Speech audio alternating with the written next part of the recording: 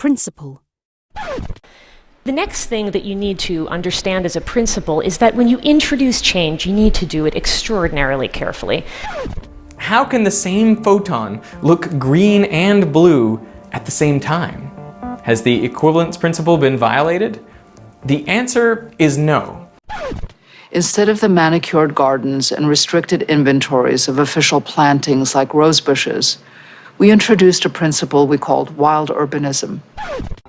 The basic principle of wind energy is simple.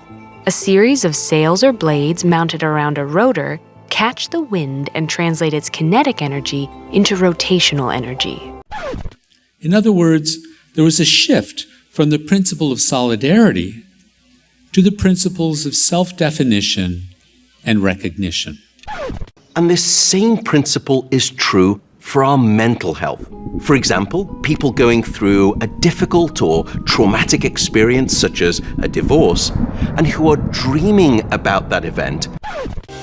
It can be really difficult to give your boss feedback.